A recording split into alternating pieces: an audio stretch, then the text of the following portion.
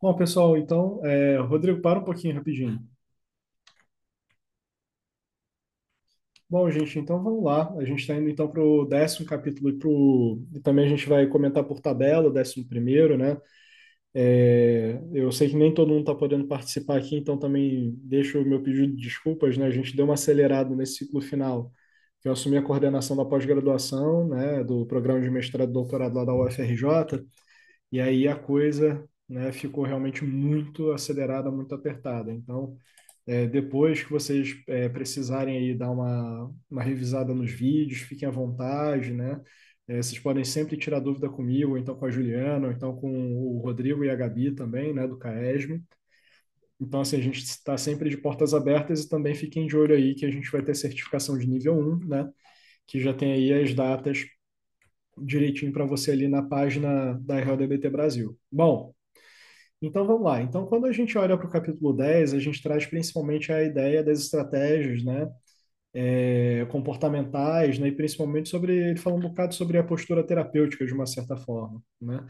Então, assim, quando a gente coloca que a, esse processo dialético é focado, então, na abertura, né, a gente tenta trazer uma série de comportamentos que são associados à flexibilidade, né, e principalmente essa há uma flexibilidade que é importante para o paciente supercontrolado. Isso fala de uma flexibilidade em relação a uma gama de comportamentos, né, que são importantes de ser desenvolvidos. A gente fala de uma gama é, de mudanças pertinentes, né, sobre a nossa relação com determinados processos também, até porque, por exemplo, nem tudo ali vai ser deliberativo, mas vai fazer parte também, um bocado da nossa relação com sentimentos, com experiências, como a hipervigilância, né?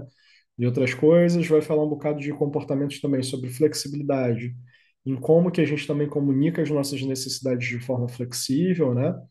Dentre uma série de aspectos. E aí, quando a gente olha para esse capítulo 10 que fala, na verdade, dessas estratégias, a gente aborda a importância de pensar, na verdade, qual é o processo na terapia através do qual a gente vai modelar, então, esses comportamentos, né? Porque aqui, ele pergunta, por que dialética?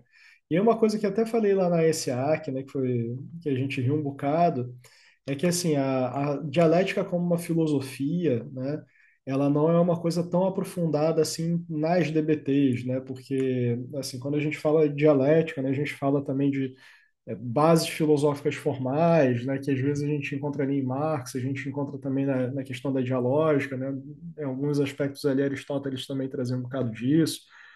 Tem um fundo filosófico que a palavra dialética eventualmente remete a gente, mas ele não se encontra tão presente no desenvolvimento das DBTs, né? Tanto que o Lynch aqui ele cita, por exemplo, a, a questão ele coloca das raízes, né, com filosofias existenciais e dialéticas encontradas não só na Gestalt terapia, mas também presentes ali na DBT padrão, né? Então a gente fala principalmente de uma coisa que até alerto muito, que a gente está falando de pessoas que desenvolveram tratamentos com o objetivo de tratar pessoas, né? Então, assim, a preocupação filosófica, epistemológica, essas coisas assim, por vezes, não vai pintar ali como uma coisa mais proeminente, por exemplo, como um arcabouço, ou então como uma dimensão tão profunda, né, de uma coisa que representa um tratamento, né? Então, assim, ele coloca aqui que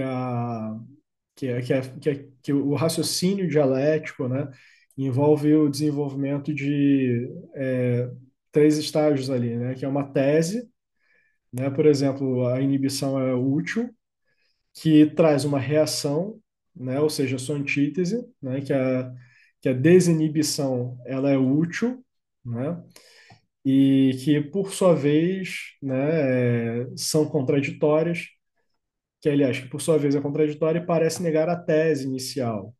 E aí essa tensão entre desinibição útil e inibição útil, né, ele fala também sobre a síntese, né, de uma certa forma, que é como a gente chega exatamente no equilíbrio dessa polarização.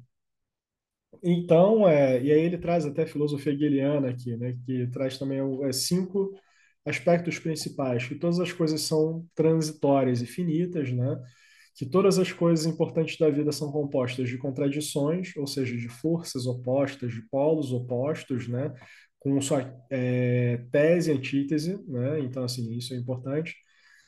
E que mudanças graduais levam a crises, né? Ou então a pontos de mudança. Isso a gente também discutiu muito em aspectos relacionados ao paradigma científico, né? Onde as teorias, em geral, elas são temporárias, são transitórias, né? E acabam cedendo lugar a novas teorias em meio a crises dos seus sistemas, né? Principalmente a partir da falseabilidade, quando a gente fala sobre teorias científicas, né? Porque a pesquisa ela também vai nessa direção. A pesquisa ela não vai na direção só da gente ficar confirmando que uma coisa funciona, mas por vezes a gente pode encontrar contextos em que a gente descobre mecanismos que têm um poder explicativo mais relevante, né? Ou então a gente pode encontrar contextos onde, por exemplo, alguma coisa perde poder explicativo. Então a ciência ela avança realmente com base em crises, né? Bom, ele coloca aqui também que o mundo, ele então teria uma dimensão holística e todas as coisas seriam conectadas em um relacionamento, e a mudança ela é contínua e transacional, né? Ou seja, ah, perspectivas opostas se influenciam mutuamente e também acabam se desenvolvendo, né? Ou evoluindo entre si. Então, quando a gente fala desses aspectos, para entender o papel da abertura, a gente fala exatamente sobre esse lugar da gente se interessar também, trazer a dialética do como que a gente entra em contato com o nosso desconhecido pessoal para produzir um pouco dessas tensões, né? Se a gente, por exemplo, para pensar na autoinvestigação, a autoinvestigação ela remete o tempo todo a essa tensão. Quando a gente faz a pergunta sobre o limite, né, se a gente entrou em contato com o nosso limite na autoinvestigação, a gente está falando exatamente sobre um lugar onde a gente experimentou uma tensão ao trazer uma pergunta, né, importante, uma pergunta que traz, na verdade, o lugar onde a gente se fecha, né? Então, ou seja, um respondente ali de ansiedade, de certa forma, e um lugar onde a gente vai estar meio que tendendo mais à evitação, né? Ou então até a busca de respostas ali imediatas para solucionar aquele problema imediato. Então, quando a gente fala do pensar dialético, né, a gente fala exatamente sobre qual é esse outro lado, a antítese, né, relacionada à mente inflexível, ou então perdão, a mente fixa, ou então, por exemplo, qual a dialética que a gente vai encontrar na mente fatalista também, né, onde, por exemplo, a mente fixa vai falar mais das nossas regras rígidas, a mente fatalista ela vai falar já muito mais da coisa da catastrofização, né? E como que a gente traz também uma perspectiva onde o objetivo não é só negar, né, na direção de que a mente fixa está errada ou a mente fatalista está errada, mas que elas representam, na verdade, o outro lado de uma dialética. A gente está monitorando catástrofe, a gente está monitorando catástrofe. A catástrofe ela é impossível de acontecer? Olha, isso é discutível, né? A gente não tem previsão do futuro, né? Existem situações onde existe um limite para a gente fazer aquela brincadeira da probabilidade real sobre alguma coisa. A não ser que a gente esteja, sei lá, num processo um pouco mais delirante, né? Mas, assim, quando a gente fala da mente fatalista ou da mente fixa, olha, existem procedimentos que podem ser importantes de um lado, de outro lado, de fato, existe falhas, catástrofes, erros, por exemplo, que a gente gostaria de evitar. Agora, qual é o ponto flexível quando a gente se relaciona, por exemplo, com essas dimensões? Aí entra a dialética. Qual é o outro lado dessa coisa que pode dar errado, né? Que eu já considero a princípio que vai dar errado, porque eu estou partindo do meu biotemperamento, então, para avaliar essa dinâmica, essa perspectiva. E aí, quando ele traz lá para um pouco mais adiante os polos dialéticos, né, que vão figurar exatamente nas posturas terapêuticas, que vão estar girando em volta da centralidade não movente e da aquiescência, né, que é exatamente o polo dialético que fala sobre os nossos embates, discussões, como que a gente, por exemplo, desengaja das nossas tentativas compulsivas, digamos assim, né, de resolver conflitos e problemas, né? E de outro lado, a gente também vai falar da postura terapêutica que a gente precisa se lembrar, que é da irreverência, né, brincalhona, ou seja, muitas vezes que fala sobre a provocação terapêutica, sobre o lugar da brincadeira, né? E de outro lado, a gravidade compassiva, né? E é sempre importante a gente se lembrar sobre a finalidade dessas posturas terapêuticas, né? Como uma forma de modelar comportamento, porque Como os nossos clientes, eles por vezes são, por vezes não, clientes super controlados, eles acabam sendo, na maior parte das vezes, né, em termos de topografia do comportamento, pessoas rígidas, a gente está olhando exatamente para uma forma onde nós também vamos variar, né, reações, trazer nuances, por exemplo, para esse relacionamento, que não ficam só no mesmo lugar. Eu acho que esse é um aprendizado muito grande que tem na RealDBT, né? Porque de alguma forma o nosso treinamento clínico ele é muito solene, ele leva posturas solenes, né? Ou seja, da gente ter aquela postura pesada, né? Ou muito focada, por exemplo, em um contato empático com a dimensão do sofrimento, do tipo valido sua forma de sofrimento. A questão não é invalidar, mas a questão é como que a gente utiliza também uma sinalização social, um estilo de comunicação que não vai ficar só nessa atmosfera solene e passa por outros lugares, né? Então, assim, na medida que o terapeuta transita por outros lugares, ele modela, ele traz a oportunidade de mostrar, por exemplo, comportamentos que podem ser úteis também para o cliente ali, né? Bom,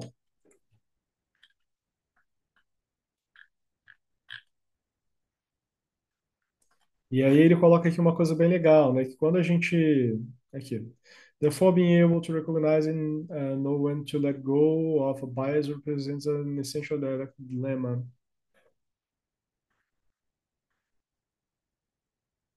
E aí, quando ele fala aqui sobre como que pode ser importante aí, ali, né? Ter essa habilidade do let go, né?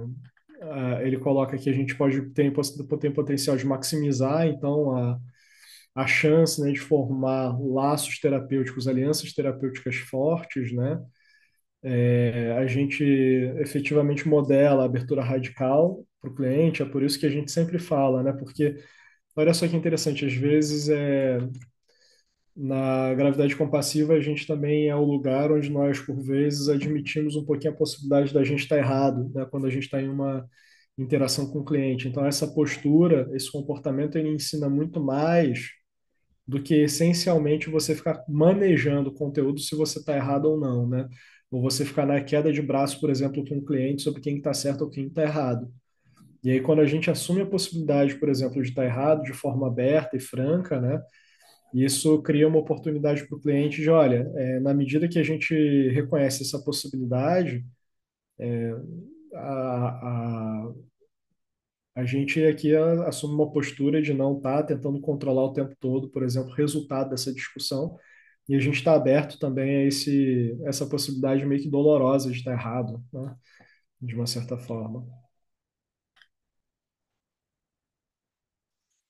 E aí ele fala aqui também, providenciar também alternativas para o comportamento habitual, ou então as formas habituais, né, de se comportar ou pensar, né? Então, é como se a gente de fato trabalhasse ali o terapeuta como embaixador. Isso é uma coisa interessante. Não sei se vocês já viram alguns anúncios, né, de cursos de línguas que brincam um pouco com a coisa do inglês formal que a gente aprende, né?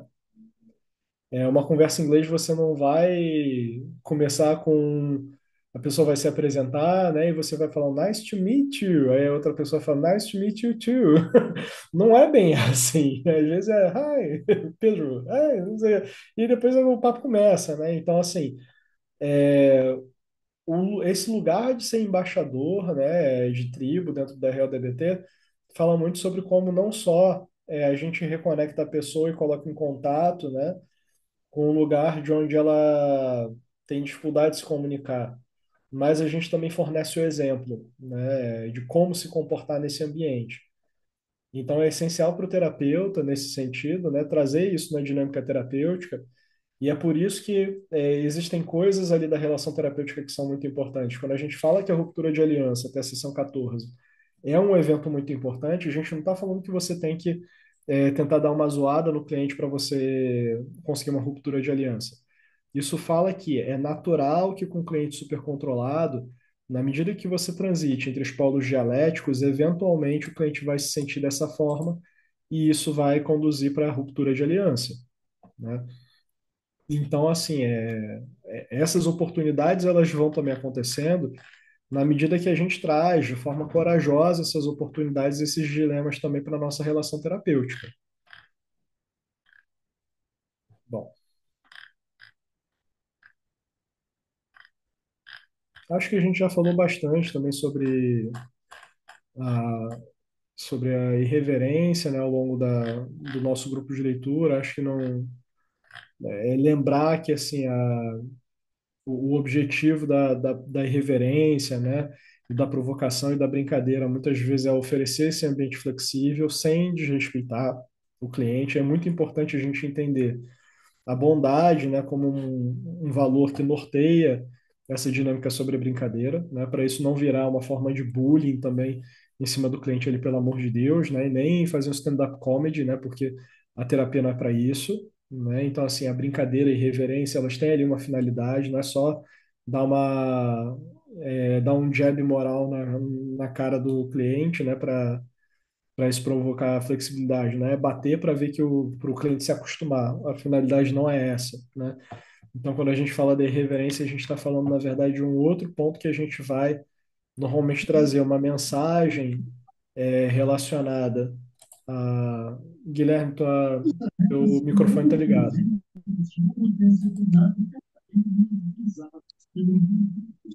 Rodrigão? Ah, foi. Já fechou. Então, assim, o objetivo não é trazer, mais uma vez, não é só brincar ou produzir, por exemplo, uma microexposição. O objetivo também é trazer um pouquinho do que se espera nessas relações, né, em comportamentos ali que vão oferecer essas oportunidades únicas. Indo um pouco mais adiante, então, que a gente entra aqui no self-inquiry, né, a gente fala exatamente das oportunidades também da gente trazer. E é importante que o terapeuta, olha só que interessante, quando a gente fala dos estilos terapêuticos, quando o terapeuta se vê resistente a usar um estilo de terapêutico, a um estilo terapêutico provocativo, fazer uma brincadeira terapêutica, coisas do tipo, muitas vezes é importante para o terapeuta fazer uma autoinvestigação, né? Inclusive, pensando um bocado, eu acredito, no tanto em resistências pessoais, né, sobre utilizar esse tipo de estilo, né? Então, tem terapeutas que, em função da sua história, eles podem ter aprendido, né, ou brincar na terapia como uma coisa errada, ou então podem ter aprendido que brincar é uma coisa que é perda de tempo, né, e coisas do tipo. E aí a gente precisa, na verdade, treinar um pouco essa esse processo de autoinvestigação para encontrar o nosso limite ou tensionamento que aparece quando a gente brinca, né? Para a gente saber, olha só, qual o lado que eu não estou enxergando sobre a minha dificuldade de brincar aqui com esse cliente, passar para ele, por exemplo, por uma provocação terapêutica, uma mensagem importante.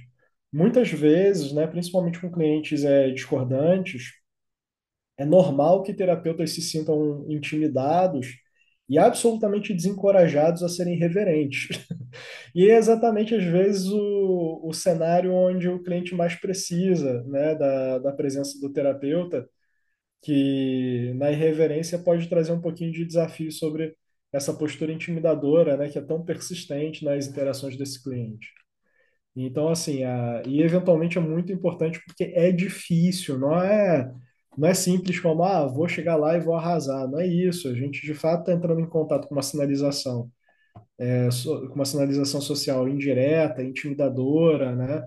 Com todas essas características que produzem impactos no próprio ambiente do cliente. E é um desafio, um dia após o outro, né, a gente trazer um pouco da irreverência para essa relação terapêutica, né? Para trazer até esse cliente assim para o. Ei, a gente faz isso aqui na nossa tribo humana, né? Nas nossas relações sociais. Bom, e lembrando também, é uma coisa muito legal, né, que depois ele discute lá na página 341, que todo esse processo, né, dos dois, de ambos os dipolos, né, dialéticos, né, quando a gente fala da irreverência da irreverência ou da gravidade compassiva, da centralidade não movente ou da aquiescência, tudo isso precisa ser levado em consideração como sinalização social também, né? O que isso significa? Às vezes o nosso treinamento leva a gente muito a entender como conteúdo, leva a gente a entender como coisas que precisam ser ditas, né? Leva a gente a entender como coisas que é, possuem um texto correto, né, sobre como proceder, e a gente precisa se lembrar que eles contêm, na verdade, uma sinalização social em volta disso. Então, por exemplo, quando a gente fala da brincadeira, da irreverência ali, né, perdão, da irreverência, playful irreverence, né, que seria irreverência brincalhona, mais ou menos, né, na tradução literal, a gente não fala só de esperar a bateria tocando no fundo, bum, tss, né? Não é isso, mas a gente brinca, é aqui, acabei de brincar com vocês um pouco, né? É, foi uma brincadeira, não foi uma provocação terapêutica, né? Mas assim, a gente, a gente brinca, então a gente usa, por exemplo, uma provocação terapêutica e normalmente a gente desaquece, porque se a gente fala de pessoas que são extremamente sérias, né, e a gente faz alguma brincadeira e não desaquece dela e continua, na verdade, com a interação quente, excessivamente aquecida, isso vai se tornando aversivo para o cliente. Então, a gente trazer a sinalização social de rir quando a gente faz uma brincadeira, porque senão o cliente não vai entender que foi uma brincadeira. E depois que a gente ri fazendo uma brincadeira, a gente desaquece, né? Indo para a gravidade compassiva, como que é a gravidade compassiva? A gravidade compassiva a gente vai recuar um pouco, vai desengajar o nosso olhar, né? E vai usar um tom de voz às vezes um pouco mais doce. Então, essa variação ela precisa ter a sinalização social acompanhando ela, porque senão vai faltar pista de sinalização social para o cliente e você não vai estar atuando em cima do mecanismo de mudança, né? Que é preconizado pela RLDBT. Então, é esse tipo de cuidado que a gente precisa prestar um pouquinho de atenção quando a gente está utilizando essas estratégias. E é por isso que muitas vezes a gravação das sessões ela é importante. Se não é gravação de sessão com o paciente, né? Ela pode ser uma gravação de um roleplay, para você perceber a sua sinalização social como uma coisa que varia, que muda, e que você de fato está transicionando entre esses estilos de forma que o cliente perceba. Se vocês forem um pouquinho mais lá para os capítulos de sinalização social, para os alvos em sessão e essas coisas, vocês vão reparar que normalmente é mencionado, né, que o terapeuta ele deve aumentar a sua sinalização social com o objetivo de produzir um impacto visceral no cliente. E aí, quando a gente não faz uma sinalização social que de fato é eficiente nessa direção, ou quando nós mesmos somos super controlados, né? E a nossa sinalização social é excessivamente embotada, ou ausente, né? Isso precisa ser treinado como comportamento, né? Então, assim, roleplay, fazer ali equipes de consultoria, né, com o objetivo de desenvolver esses comportamentos em terapia é uma coisa importante, né? É uma coisa importante para a gente aprender a fazer de um jeito dosado, né, de acordo com o que o cliente precisa, né? E também dentro dos objetivos terapêuticos ali, beleza? Bom,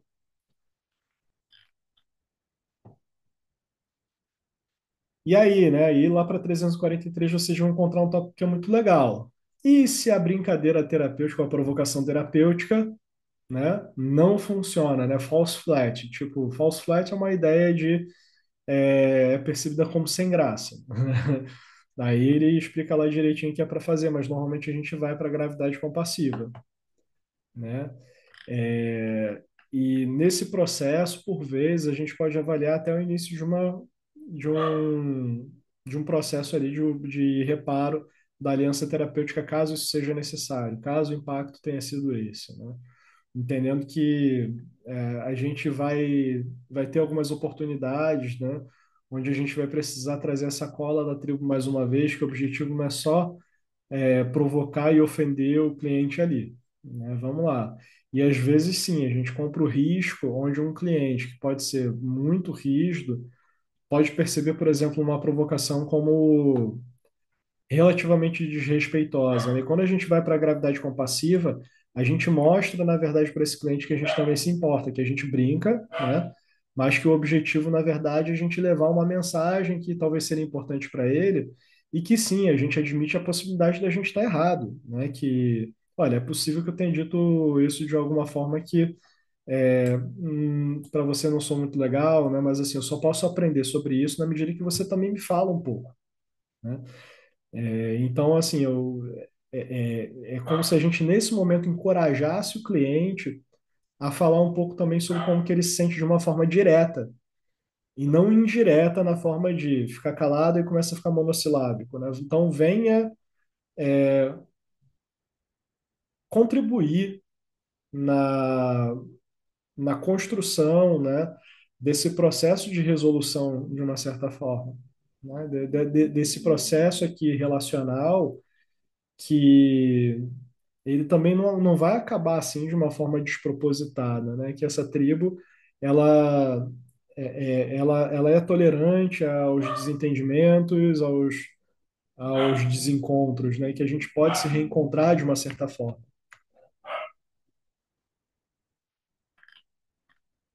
Bom, indo um pouco mais adiante,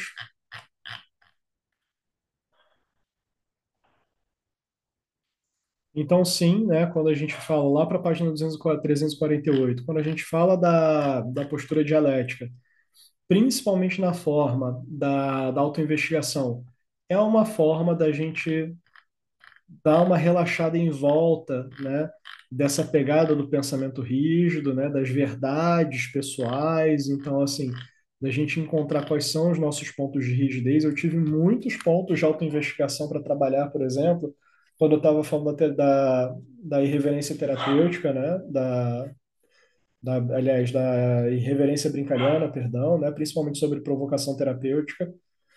E isso fala, por exemplo, de um histórico que, apesar de eu me identificar mais, né, com o subcontrole, ali com baixo controle inibitório, né,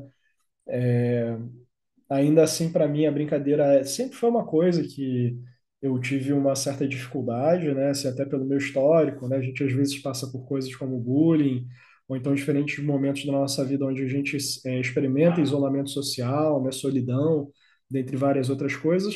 E isso produz na gente repertórios relacionados a isso também, interpretando automaticamente comportamentos como desrespeitosos de uma certa forma, ou como contraproducentes na terapia, inclusive, né? E aí, para mim, pelo menos, foi um processo muito importante entrar em contato, por exemplo, com a autoinvestigação, né, no sentido de desenvolver um lugar que, olha, quando a gente traz o valor, né, da bondade e quando a gente procede, por exemplo, com a irreverência ou com outras questões relacionadas ali ao próprio polo da irreverência, né, existe uma forma de fazer isso de um jeito aderente à bondade, né, com o objetivo de trazer o outro para uma relação mais próxima, né? Então, assim, e aí cabe a cada um de nós, né, terapeutas, descobrir, né, com uma certa constância esse limite, onde a gente tem lugares que a gente tenta controlar mesmo, né, onde a gente tem os nossos limites, onde a gente encontra a nossa inflexibilidade, né, e a gente vai, se a gente quer levar o cliente a entrar em contato com a própria inflexibilidade, porque o maior desafio não é a gente ser aberto sobre coisas onde a gente está enxergando, é exatamente sobre os lugares onde a gente não se enxerga. E a gente tem mais pontos cegos, com certeza, relacionados a isso do que a gente imagina, né? Eu adoro, né, aquelas pessoas que se apresentam assim, ah, não, porque eu sou uma pessoa extremamente aberta. É, tá bom, é a página 2, né? Então, assim, a forma como a gente se comporta, né? A questão do viés de confirmação, a questão da gente ter toda uma heurística que oferece segurança, né, para a gente, não só através das nossas necessidades, mas inclusive através da nossa percepção de mundo, né? E às vezes, na busca desse conforto por essa percepção de mundo, aparecem esses pontos aí que a gente não entra em contato e que a gente precisa da outra pessoa, né? Muitas vezes para colocar a gente em contato com isso. A autoinvestigação é um lugar para a gente entender assim, quando que a gente começa a se fechar mesmo. E aí isso começa a oferecer uma oportunidade da gente se soltar um pouquinho e cultivar a dúvida saudável. Bom, indo um pouco mais adiante, né, tem o predicado do enigma, né, que é uma parte da teoria que fala um bocado sobre uma coisa meio desvenda meu devoro-te, né? Ou seja, você nunca vai desvendar o meu enigma, a minha questão, a minha complexidade. Não sou como as outras pessoas. E isso daqui é um dos pontos também que a gente acaba trazendo dentro da dialética, né? Onde muitas vezes leva à própria ruptura de aliança, né? Porque é exatamente assim, esse esquema aqui da figura 10.2, né, que vocês vão entrar na página 354, que vai levar muitas vezes à inflexibilidade que vai eliciar, né, respondentes ali de ansiedade, ou então que estão relacionados à evocação de comportamentos, né, onde esse cliente vai estar sendo um pouco mais refratário, por exemplo, né, a uma provocação, exatamente no sentido de não me rotula, né? Você não sabe o que está acontecendo comigo e ninguém é capaz de me entender, né? E muitas vezes é esse dilema do enigma, eu prefiro a palavra dilema do que predicado. É muitas vezes o dilema do enigma que vai levar também o cliente a desistir, né? De inclusive se comunicar, porque como esses clientes, por vezes, eles têm dificuldade de se comunicar, ou então tiveram ambientes que dificultaram essa comunicação, é como se isso criasse uma série de comportamentos aprendidos relacionados, né, a, assim, a buscar respostas de contingência de reforço negativo ali, né, nessas interações potencialmente conflituosas, e daqui a pouco a gente começa a construir comportamentos ali verbais, né, que controlam, que contribuem assim nesse processo de manter comportamentos onde eu vou me desencorajar a comunicar para você o que me incomoda, né? E aí também vai levantar interpretações assim sobre o que as outras pessoas estão trazendo, ou sobre o que o terapeuta está trazendo, por exemplo, na relação, né? Sobre ser rotulado, sobre começar a ser aprendido, compreendido, porque também tem uma coisa em volta de que é quase que um certo senso de orgulho que pode aparecer também, né? Como, por exemplo, existe um charme, de certa forma, em volta desse ar de mistério, né? Eu lembro até hoje, um cliente falando, né, sobre o que ele chamou de comportamento misterioso, né? Não, porque eu também acho que é interessante, assim, eu estar lá no canto, de braço cruzado, assim, eu acho que tem um charme em volta disso. O meu cliente mesmo tinha falado na época, né? Porque tem um ar misterioso, você não acha, não? Olha só, né? O que será que você deve comunicar quando você está no canto de braços cruzados, né? E cara fechada? Será que é mistério ou você é uma pessoa que está meio que chateada, né? Nesse tipo de cenário? Então, assim, mas é exatamente isso também que aparece, não só como comportamento verbal, né? Onde esse cliente se sente incompreendido, mas aparece também como um pouco de, não sei, de autoproteção, talvez, né? Dessa experiência de orgulho, de se sentir especial, eficiente, dentre outras coisas ali. Acho que é normal os nossos problemas terem um lado adaptativo ali, ou então que a gente até meio que se enamora um pouquinho por eles, de certa forma, né? Por alguns dos nossos problemas, como uma coisa que faz parte da nossa dimensão identitária. Bom,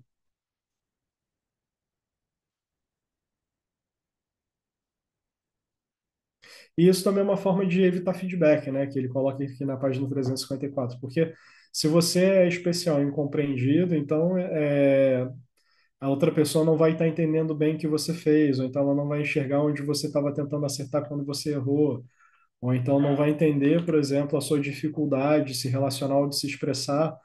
E aí, meio que isso isenta a pessoa de responsabilidade, de uma certa forma, né? Então, é uma das formas de bloqueio também de feedback, né? O dilema do enigma. Bom, indo um pouquinho mais adiante,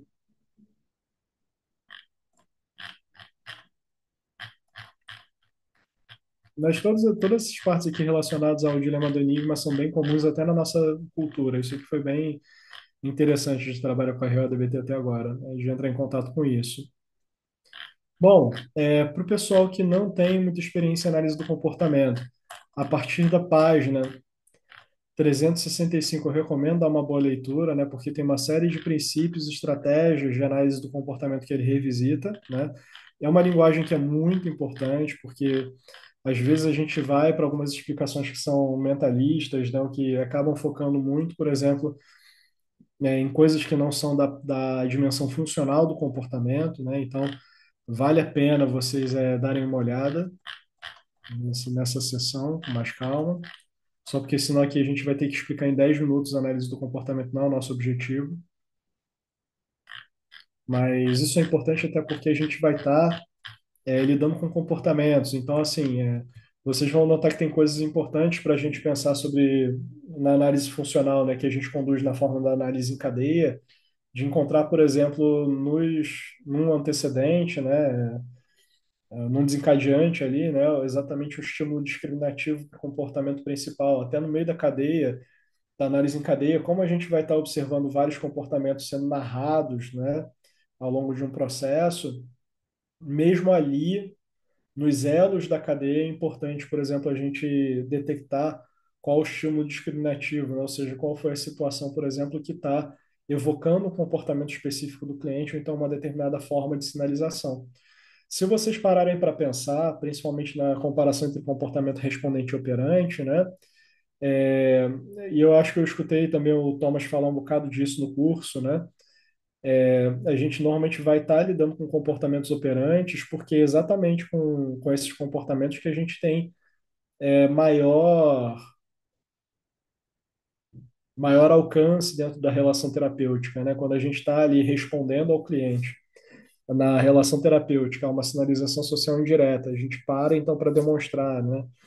Ou então a gente recompensa, ou a gente apresenta uma contingência de reforço negativo, reforço positivo, aliás, para o cliente.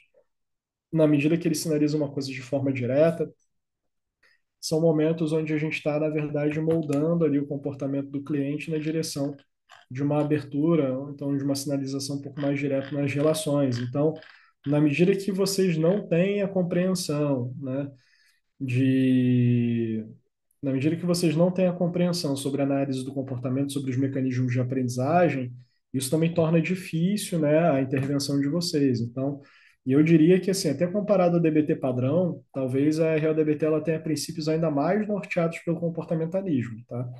Então, assim, vale a pena realmente fazer uma revisão zona, né, sobre princípios de análise do comportamento. E principalmente quando vocês esbarrarem em dilemas, aí ele traz aqui nas páginas 273, né, até 275, um bocado sobre, e aí, quando o tratamento não funciona? Tem que pensar comportamentalmente também. Por quê? Ele não está funcionando por quê? Está ocorrendo uma ruptura de aliança?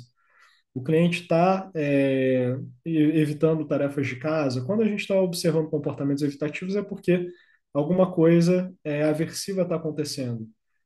E aí a gente volta até nesse ponto que eu falei, da explicação mentalista, né? Quando a gente fala, é má vontade do cliente, a gente está explicando comportamento? A gente não está explicando comportamento, né?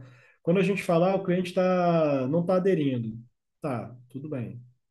De novo, a gente está avaliando funcionamento de comportamento? Não está avaliando funcionamento de comportamento. Então, assim, sempre que vocês encontrarem impasses na forma de ruptura de aliança, baixa colaboração, baixo engajamento, baixa resposta, pouco interesse, por exemplo, nas habilidades, tudo isso, a gente precisa trazer, na verdade, uma análise funcional sobre o que está acontecendo para a gente entender também como que a gente pode modificar esse comportamento dentro da própria dinâmica terapêutica, tá? E aí acaba sendo um dos pontos até de queda de braço em processos de supervisão, porque muitas vezes, assim, acho que nós terapeutas aprendemos uma coisa, né, a partir da TCC, e que nem na TCC isso é verdade, né? Porque o registro de pensamentos disfuncionais ali na TCC Beckiana, ele equivale a uma análise funcional, né? Só que a gente pensa nisso como se fosse a coisa mais simples do mundo. As coisas mais simples, elas são as mais importantes, né? Porque são processos que vão compor a informação básica sobre as quais a gente vai intervir, né? Galera da TCC Beckiana ali, como é que vai fazer uma intervenção em questionamento socrático sem informação sobre uma distorção cognitiva, sem entender a situação em que a distorção acontece? Da mesma forma que na RODBT, né? como é que a gente vai lidar com a sinalização social indireta se a gente não consegue determinar qual é o antecedente dela, sem determinar qual foi a fonte de aprendizagem, sem determinar, por exemplo, né, exatamente qual é o comportamento-alvo que a gente vai adotar, então, que a gente vai começar a buscar, então, aumento da frequência desse comportamento, intensidade, entre outros aspectos aí da topografia, né? Então, é importante vocês pararem para dar um pouquinho de tempo para aquilo ali, tá? Bom, indo um pouco mais adiante,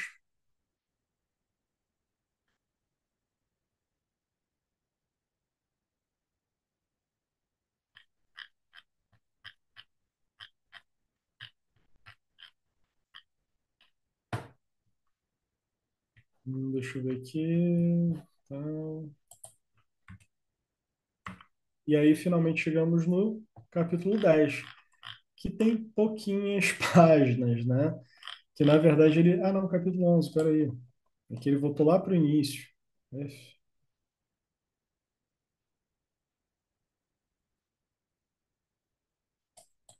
agora vai. E chegamos no capítulo 11, que na verdade ele fala um bocado sobre, olha, é, principalmente sobre a questão de aderência, né? E aqui tem uma posição da RODBT que ele oferece até uma checklist, né, no apêndice 8 sobre aderência. A aderência é uma coisa que é importante, mas ela não é exatamente assim a ela não é exatamente uma coisa tão óbvia, né? Porque assim, a aderência, ela é principiológica. É claro que assim, existem componentes da RODBT que em treinamento vocês vão reparar, né, que é recomendada uma aderência bem estrita, né? Ou seja, uma aderência bem de fato ao pé da letra, né? Como por exemplo, quando a gente fala da restauração da ruptura de aliança, da restauração da aliança terapêutica, quando a gente fala dos alvos em sessão. E parte desses scripts é importante aderir, né? Principalmente considerando que eles foram elaborados com base em dimensões funcionais dessas intervenções, principalmente porque muitas vezes a resposta mal adaptativa do cliente, por exemplo, na terapia, está acontecendo por alguma experiência aversiva. Então, existem algumas recomendações ali que ajudam a gente a manejar essa experiência aversiva na direção de,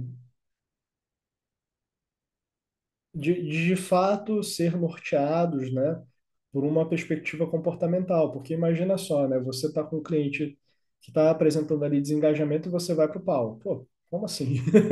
Né? Você vai para a bronca, você é o terapeuta que curte ir para a bronca, porque esse é o comportamento que você aprendeu, que é ser um terapeuta assertivo. Ah, legal. Né? E aí, sem querer, você está aumentando, então, a experiência aversiva do cliente, tornando, na verdade, ruptura de aliança mais provável. Então, assim, quando você olha para os scripts ali que o Lynch sugere, é muito na intenção de oferecer uma estrutura de trabalho compreensiva, né, para atender, então, comportamentalmente a essas necessidades.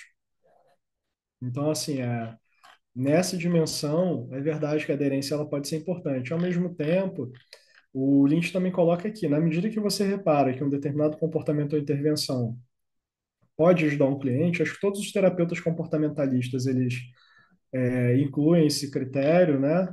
Faça, né? Assim, o manual está ali a seu serviço, né?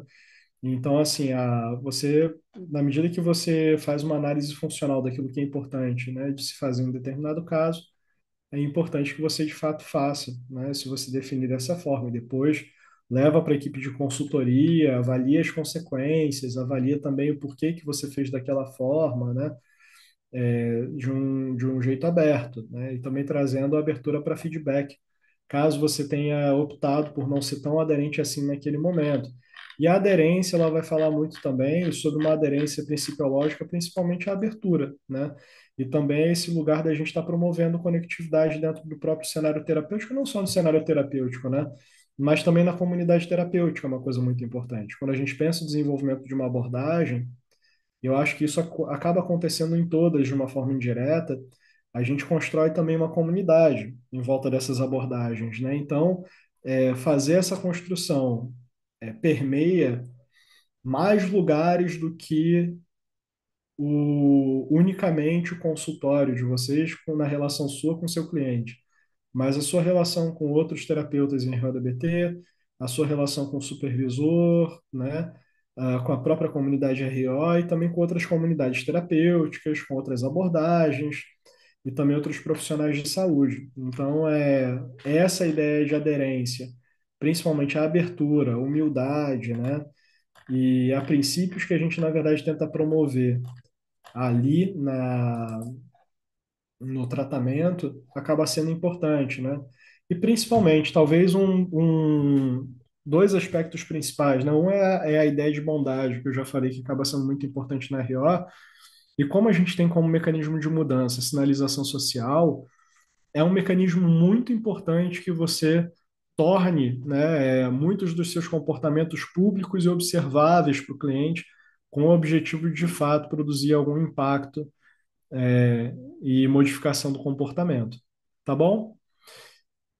Pessoal, então, acho que isso encerra também o capítulo 10, aliás, o capítulo 11 também, de certa forma, né, que são poucas observações. O capítulo 11 ele tem só 5 páginas, então, assim, mais com essas observações mesmo, e ficamos por aqui.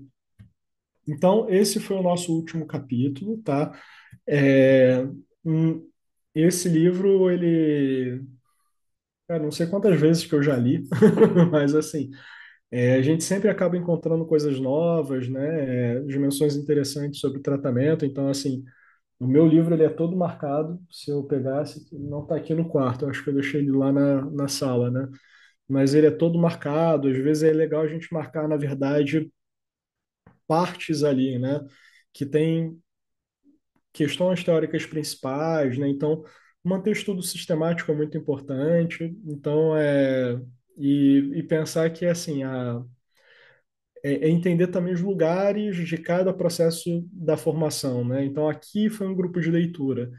Ele não é um grupo que, por exemplo, substitui a certificação. Aqui a gente fez uma transmissão oral, né? E a gente está falando de comportamentos verbais. Talvez eu tenha feito alguma coisa ou outra aqui, né? Que possa ter passado alguma mensagem em RO, e aí que bom, né? Assim, se isso aconteceu. Mas as certificações normalmente envolvem uma dimensão mais experiencial, que é importante para vocês desenvolverem comportamentos do terapeuta. O nível um ele ainda é um nível, né, mais teórico, né, mas que vai ter sua parte experiencial ali direitinho. De outro lado, o nível 2 ele acaba sendo também bem teórico, muito extenso, né? Porque ele vai passar de uma forma mais aprofundada pelos componentes do treinamento do terapeuta, né? Inclusive sobre componentes do treinamento de habilidade de uma forma mais aprofundada. E aí o nível 2 ele acaba sendo exclusivamente online aqui no Brasil, né? Porque por ser longo, né? Existe uma questão de viabilidade também econômica dele, que acaba sendo dificultada. E aí, e é assim também em várias partes do mundo, né? É difícil você encontrar, na verdade, ali é, experiências de treinamento que ofereçam dois de forma intensiva, porque é muito extenso, né? E aí, normalmente, o presencial acaba sendo do nível 3 porque acaba sendo muito treinamento relacionado a comportamentos do terapeuta, desde a ruptura de aliança, a treinamento de alvos em sessão, tudo ali é on the go, né? Inclusive, é uma experiência, o nível 3 tem muitas experiências relacionadas à participação não planejada que os alunos do nível 3, por exemplo, são encorajados a conduzir várias vezes ao longo dos encontros, né? E é uma experiência muito legal, muito divertida que vale a pena, né? Então, assim, e aí você tem o processo de certificação do terapeuta. Então, terminou nível 1, nível 2, nível 3, a gente fecha a certificação do terapeuta, como terapeuta, né? Depois disso, aí são processos de supervisão clínica, que são importantes, processos de equipe de consultoria, que eu considero até mais importantes do que isso, né? Até por causa da questão das evidências que a gente tem sobre supervisão, evidências sobre supervisão como uma ferramenta de desenvolvimento. É uma coisa controversa hoje, né, que está melhorando um pouquinho mais em função das práticas deliberativas, E aí, caso, né, seja do desejo de vocês se desenvolver como supervisores, aí tem a iniciativa Scholar, né, que é uma das iniciativas ali que também leva 2 anos para além da certificação de nível 1, 2, 3. Tem programa Scholar onde tem outros componentes do treinamento ali que são conduzidos. Então, e aí depois tem o grupo sênior ainda também de terapeutas, né? Então, assim, o arcabouço de desenvolvimento ele é extenso, né? Na RODBT é muito exigente, tem sua própria finalidade de desenvolvimento e manutenção da comunidade, né? E é entender que, de fato, cada uma dessas coisas tem componente diferente. Mas, assim, a gente está como comunidade, aprendendo juntos é talvez o componente mais importante ali de todo esse processo, tá bom? Foi um prazer estar com todo mundo aqui. Eu sei que muita gente está assistindo online, né? Tá assistindo online o grupo de leitura, não tem problema, tá? A gente sabe que ao longo desses meses, né, muita coisa mudou para vocês, muita coisa mudou na agenda das pessoas, então, assim, é claro que a gente entende, não existe qualquer tipo é, de chateação com isso, ao contrário, eu teria que ir lá direto para o treinamento de habilidades, né? Então, assim, a gente espera encontrar todos vocês aí na certificação de nível 1, então a gente espera que pelo menos aí o grupo de leitura tenha agregado para você alguma coisa relacionada à experiência terapêutica, né? Bom, teve ainda aqui uma última pergunta da Renata. Qual o livro de treinamento de habilidades? Rê, assim, o livro, os manuais básicos de RADBT, você tem dois, né? Tem o livro que é o textbook, que é o livro-texto teórico, né? E você tem o skill workbook, né? Que é o livro do treinamento de habilidades mesmo, né? São dois livros grandes. E aí, assim, é por isso que o processo de tradução também tem sido difícil, mas pela cara não, tem uma editora já, né?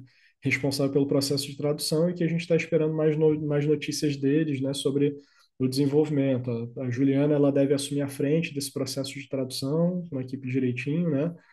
Então, assim, aos poucos eu acho que vocês vão receber mais novidades aí sobre isso.